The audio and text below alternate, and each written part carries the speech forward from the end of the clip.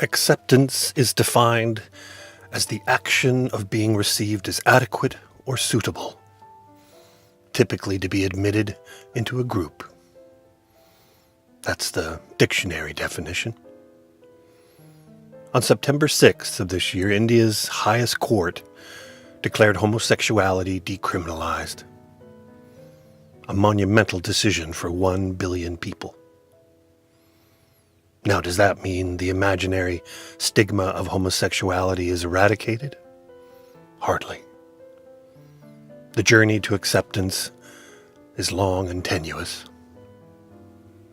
Personally, the fact that we even use the word acceptance is insulting. But more on that later. My mother had 2 brothers, both older. One would end up engineering subway systems in San Francisco, while the other would never really leave home, choosing to live with and look after my grandmother for as long as I can remember. Uncle Tom was a soft-spoken man, tall, handsome.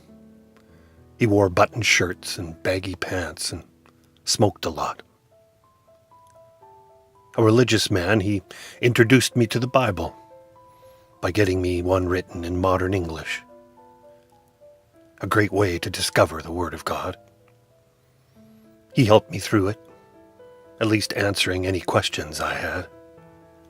I always thought he would have made a great priest or pastor. Uncle Tom was gay. It's funny because we don't say Uncle Johnny was hetero.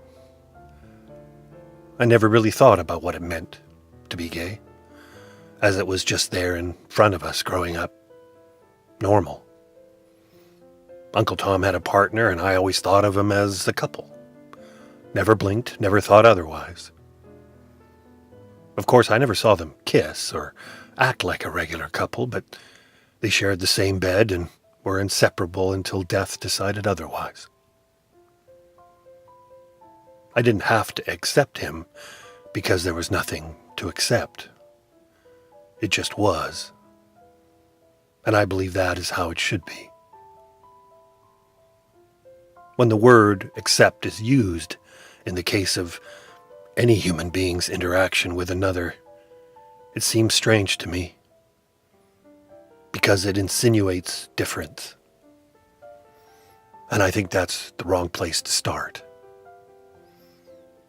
It's a shame we created words to define difference, for ultimately they've become our greatest stumbling blocks.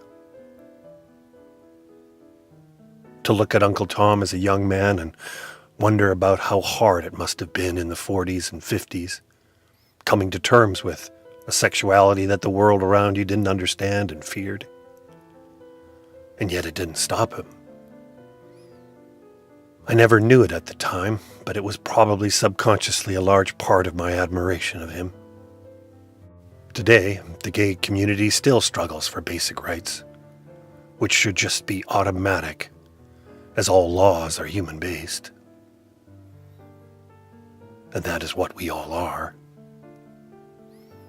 This recent decriminalization in India got me thinking about Uncle Tom again, and for that I'm grateful. For they are always warm, heartfelt memories of the quiet, dutiful brother of my mother. To you, Thomas Deegan. One day it won't matter either way. I am sure of that.